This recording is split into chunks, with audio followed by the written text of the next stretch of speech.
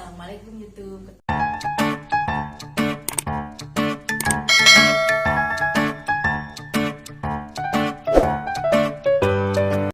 Assalamualaikum YouTube, ketemu lagi. Nah, kali ini aku masih mau bahas tentang BST ya. Jadi ini itu biar sedikit mencerahkan kalian tentang istilah-istilah bantuan sosial. Apa aja itu? Simak video berikut ini. Perbedaan BST dari pemerintah yang dari Kementerian Sosial yang dicairkan lewat PT Pos dan BLT-DD atau BLT Dana Desa yang diturunkan dari Kemendes atau Kementerian Desa kayak gitu ya. Jadi ini biar kalian lebih paham tentang bantuan sosial yang ada selama COVID-19 ini. Jadi dari tahun 2020 sejak COVID itu ya, pemerintah itu menyalurkan banyak sekali bantuan sosial. Mungkin ada teman-teman yang merasa bantuannya banyak tapi aku nggak pernah dapat ya. Teman-teman yang belum dapat bantuan, nah aku doain semoga kalian itu dapat bantuannya langsung, nanti rezekinya nanti dilipat gandakan selain dari bantuan-bantuan itu.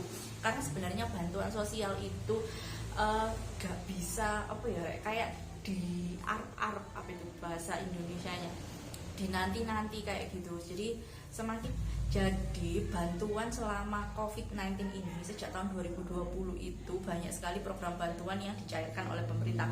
Nah, salah satunya yang dicairkan terus-menerus secara kontinu sampai tahun 2021 itu adalah ada BLT, yaitu bantuan langsung tunai atau sekarang namanya jadi BST, yaitu bantuan sosial tunai. Nah, BST sendiri ini itu ada dua. BST yang dicairkan oleh desa, biasanya penyalurannya itu di balai-balai desa, dan yang kedua itu adalah BST PT Pos yang disalurkan biasanya di kantor pos atau kantor kecamatan masing-masing. Nah, sumbernya sendiri baik BLT-DD dan BST PT Pos itu beda, karena kalau BST yang dicairkan lewat pos itu adalah langsung dihandle oleh Kementerian Sosial, sedangkan untuk BST-DD atau BLT-DD itu adalah di bawah Kementerian Desa. Untuk nominalnya itu sama, setiap bulan itu 300.000. Dulu yang waktu awal-awal itu setiap bulan 600.000, tapi sekarang per bulannya itu 300.000. Seperti itu. Untuk penerimanya baik BST dari Kemensos dan BST dari Kemendes itu tidak boleh double. Maksudnya itu tidak boleh data ganda. Tidak boleh satu orang juga mendapatkan BST dari Kemensos dan orang tersebut juga mendapatkan dari BST Kemendes, itu nggak bisa. Itu namanya nanti data ganda.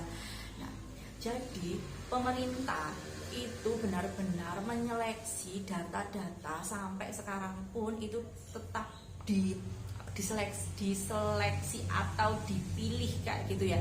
Benar-benar tidak boleh, benar-benar tidak ada data yang ganda. Jadi bisa dipastikan para penerima BST PT Pos itu tidak mungkin menerima BLT dari dana desa seperti itu. Walaupun bantuannya itu nominalnya sama gitu ya. Untuk sumber datanya itu gimana? Nah, sumber data baik BST-DD dan BST-PT Pos itu adalah ada di DTKS, yaitu Data Terpadu Kesejahteraan Sosial. Jadi semua data-data para penerima atau keluarga penerima manfaat itu datanya bersumber dari DTKS. Ketika misalnya ada di nama si A gitu ya, dia itu namanya sudah ada di DTKS, jadi dia berpeluang untuk mendapatkan bantuan sosial ketika ada bantuan sosial yang disalurkan seperti itu. Nah, penerima BST baik BST-DD dan BST Kemensos itu hampir sama dari mulai awal COVID sampai sekarang, itu penerimanya sama.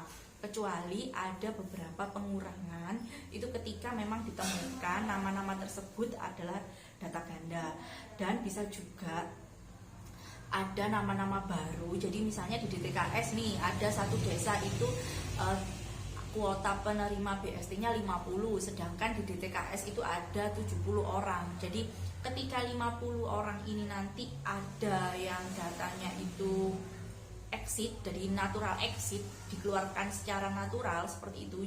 Jadi bisa jadi nanti untuk BST selanjutnya, untuk penyaluran bantuan selanjutnya itu muncul nama-nama baru yang berhak menerima bantuan BST seperti itu. Banget ada pertanyaan gimana caranya daftar sebagai penerima. Nah, sebenarnya cara untuk mendaftarkan diri sebagai penerima itu adalah penerima manfaat atau penerima bantuan sosial apapun, itu sumbernya tadi adalah dari DTKS. Jadi lebih baik kalian bisa langsung sowan ke balai desa, kalian tanya ke operator desa atau ke pihak perangkat desa bagaimana cara mendaftarkan keluarga saya untuk terdaftar di DTKS. Tapi bentar, ini hanya proses pendaftaran ke DTKS loh ya, bukan berarti kalau udah daftar langsung pasti dapat bantuan. Itu belum dulu, karena alurnya ini masih banyak. Jadi kan bantuan, jadi yang pertama tadi kalian harus mendaftarkan diri untuk masuk ke pesertaan DTKS seperti itu ke pihak desa masing-masing ya. Untuk sistemnya setiap desa itu ada beda-beda, ada yang bisa dari operator desanya, ada yang harus ke perangkat desanya, atau macam-macam, itu tergantung wilayah kelurahan kalian masing-masing. Tapi itu tadi, intinya mendaftar ke DTKS itu belum tentu langsung menerima bantuan, tapi setidaknya nama kalian itu masuk ke dalam data terpadu kesejahteraan sosial, yang kemungkinan besar ketika nanti ada program bantuan apapun, baik BST, PKH, BPNT, dan bantuan yang lain, itu nama kalian sudah ada dan menjadi calon penerima bantuan. Ingat, masih calon ya, seperti itu ya. Nah, jadi untuk kalian semua, walaupun masih ada yang belum menerima bantuan, kalian tetap semangat kerja mencari uang untuk kebutuhan sehari-hari. Jadi jangan terlalu jangan terlalu menanti-nanti atau berharap dengan bantuan. Jadi kan supaya kita itu tetap semangat untuk bekerja. Nah, sampai sini dulu penjelasan aku tentang BST.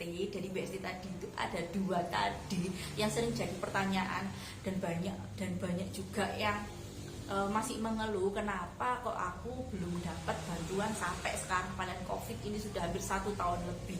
Semoga penjelasan aku tadi menjawab pertanyaan-pertanyaan kalian yang mempertanyakan tentang bantuan sosial.